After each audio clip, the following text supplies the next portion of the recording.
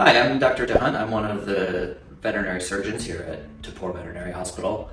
One of the most common types of procedures that we do here are spay and neuter procedures, and we get a lot of questions about those things, so I just want to talk a little bit about that today. Generally, the term spay is what we use for an ovariohysterectomy, which is the removal of ovaries and uterus from a female dog, while the term neuter is what we use for male dogs when we do an orchiectomy, which is removal of the testicles.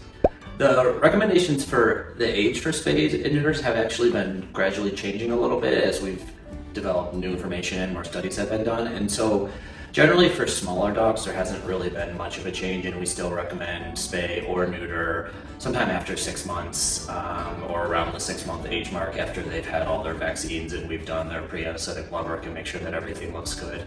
Larger breed dogs, there has been some change where we're starting to push those procedures back a little bit until they get a little bit older. So depending on the breed and depending on the size of the dog, as well as some individualized patient factors, we might decide to wait until the dogs have gone through their first heat for female dogs, which can put the spay procedure usually somewhere between 12 and 18 months.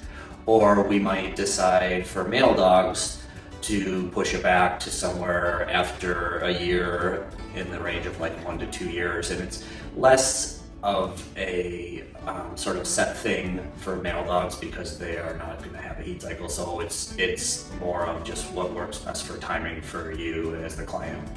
The health benefits for spaying and neutering are mainly two categories. So one is it helps to reduce or eliminate some behavioral concerns or unwanted behaviors. It obviously helps to prevent, in the case of female dogs, them going into heat, on a regular basis. From the more medical side of things, there are several types of cancers that the risk is lowered by spaying and neutering, and the most prominent one on the female side of dogs is mammary cancer. So dogs that are unspayed have a much higher risk of developing mammary cancer at some point during their lives than dogs that are spayed. Dogs that are not spayed are also more likely to develop potential complications related to infections of the uterus, such as Lycophytometra. And then on the male side of dogs that are neutered, of course, will not develop testicular cancer because we've removed the testicles, and then they also have a lower incidence of prostate issues if they've been neutered later versus not neutered later in life as well. The risks associated with spaying and neutering, as far as the procedure itself goes, would be the very small risk of surgical or anesthesia complications. We always check generalized blood work and make sure that looks good, and do a full physical exam when pets come in for surgeries and make sure that there are not any predisposing factors that we would be concerned about with surgery. So generally, that risk is really low.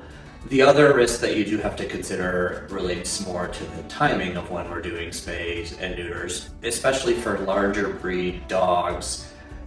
If they're spayed or neutered earlier in life, that does actually increase the risk slightly of certain types of cancers, especially a type of bone cancer called osteosarcoma. And it could also increase their risk of certain joint orthopedic disorders. When we're looking at when to spay or neuter a patient, we want to consider those risks of certain types of joint disorders or cancers, and then also consider the risks of other types of cancers that are higher by not spaying or neutering them, and try to develop an overall risk score for when and if to do the spay and neuter. And generally, like I said before, that leads us to doing the spays and neuters for larger breed dogs sometimes between 12 and 18 months, and for smaller breed dogs usually around 6 months or so.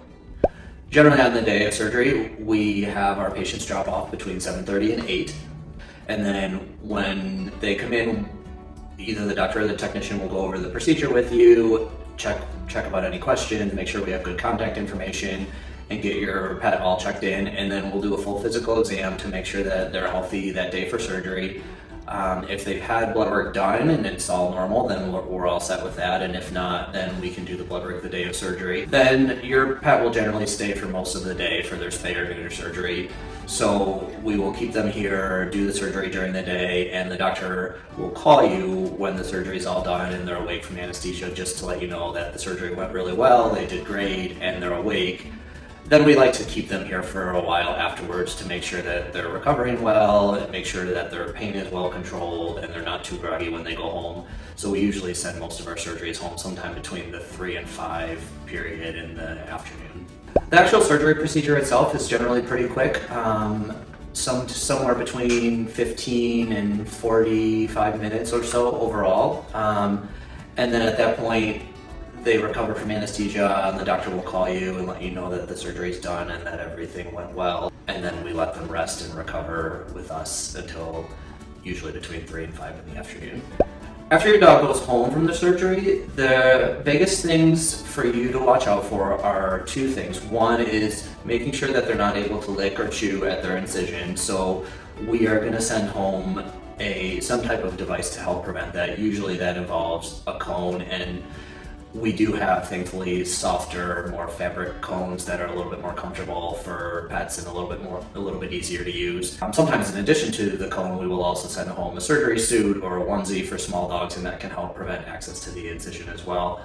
The other big part for you to watch out for at home is trying to limit their activity for the first 10 to 14 days after surgery. And this, of course, can be difficult with young puppies that have lots of energy, and we understand that, and we know that you're not going to be able to limit their activity completely, but we do want to at least keep them from doing anything too strenuous. And generally we will send home a medication called trazodone or gabapentin that will help provide some sedation during the recovery period so that they're not quite as energetic as they otherwise would be. So the biggest things to watch out for after the surgery are making sure that your pet cannot lick or chew at the incision, and making sure that we keep their activity fairly limited.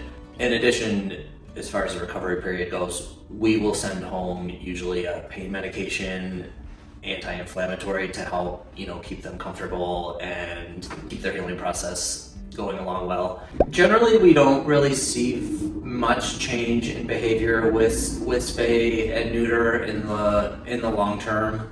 One thing that is noteworthy is after spay and neuter surgery, their metabolism does go down a bit, and they're also usually at the point where they're becoming pretty much full grown, and so switching to an adult diet at that point, or potentially reducing how much they're being fed, can help. But overall, the changes in behavior that we would potentially see are usually pretty minimal after the spay neuter surgery. If you have any questions about spaying and neutering for your pet, feel free to contact us at any time, and we're happy to help.